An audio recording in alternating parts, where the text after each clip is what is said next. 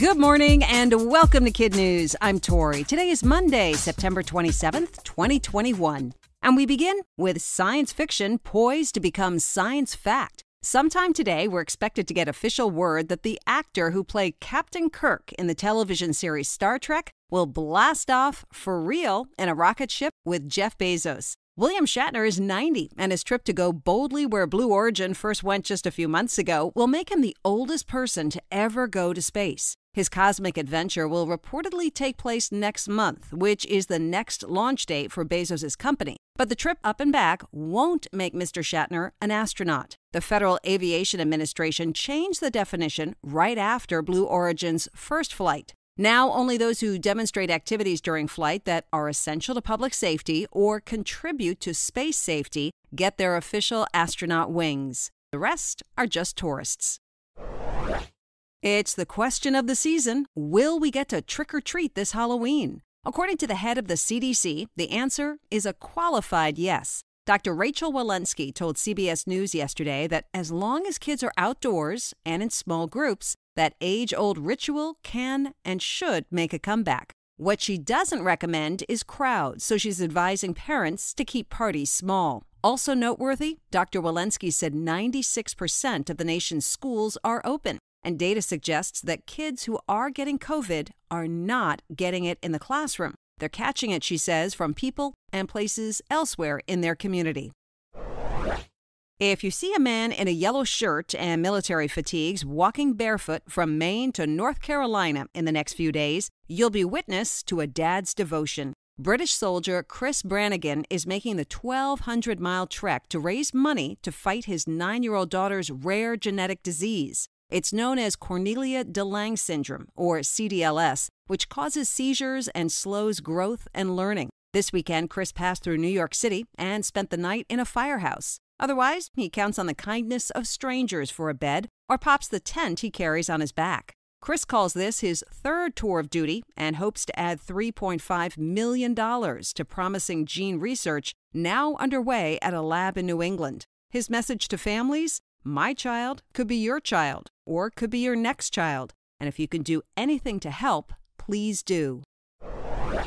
It's another possible sighting of the elusive Loch Ness Monster. A British man named Richard Maver was tidying up his canoeing gear at the edge of Scotland's infamous Ness Lake last month when he sent up a drone and caught sight of what could be the legendary long neck lake dweller. Although most Nessie sightings end up being hoopla and are quickly disproven, this new video has piqued people's interest because the creature-like shadow moving under the water pretty closely matches descriptions in Scottish folktales. Mr. Maver estimates the creature to be 15 feet long instead of former sightings of a 20-foot-long monster, so some are suggesting it's the monster's baby. Tales of the water beast date back centuries, the earliest penned in 565 A.D.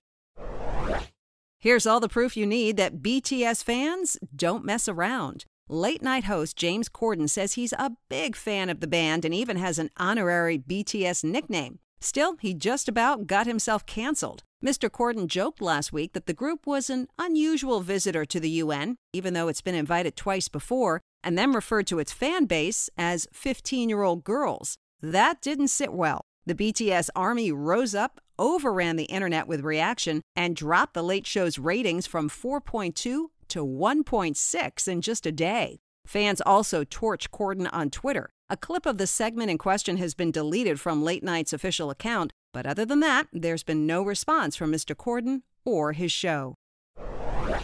In other Kid News notes, Marvel's Shang-Chi superhero flick is now the best-performing movie of the pandemic. It topped box office sales for the fourth straight time last weekend, easily beating the debut of Evan Hansen and passing Black Widow as the highest earner of the COVID movie era. That's it for Kid News. Now, our Kid News quiz. What Star Trek actor will reportedly head to space with Jeff Bezos next month?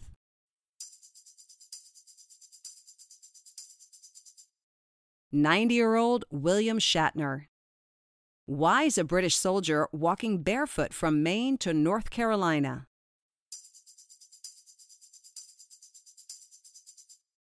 To raise money for research into his daughter's rare disease. A canoeist in Scotland believes he shot video of what?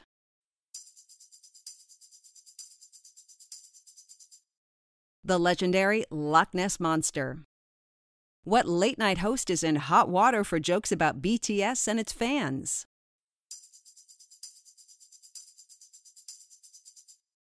James Corden.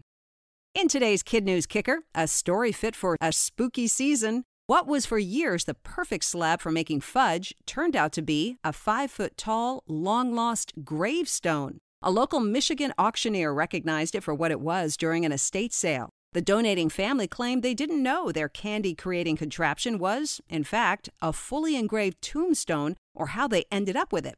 After some investigating, though, teams from a local cemetery discovered the marble monument got lost in transit back in 1875 and somehow, someway, ended up repurposed for fudge making. 146 years later, the tombstone has been scrubbed of fudge, fixed up by a preservation expert, and reunited with its at-rest owner. Before we go, it's time to shout out our rock star teachers, starting with Julie Poor, homeschooling in Columbus, Ohio, Mrs. Calthorpe and her wonderful penguins at Laurel Lane in Williamsburg, Virginia, Mrs. Schwartz at Gailton Elementary in Gailton, Colorado, Mrs. Calvert and her lions at High Ridge in High Ridge, Missouri, Mrs. Scott at Azalea Middle School in Brookings, Oregon, and Mrs. Crowley and her eagles at Evergreen Elementary way up in Wrangell, Alaska. Thanks for listening. Please remember to rate and review us wherever you get your podcasts, and we'll see you back here for more Kid News tomorrow morning.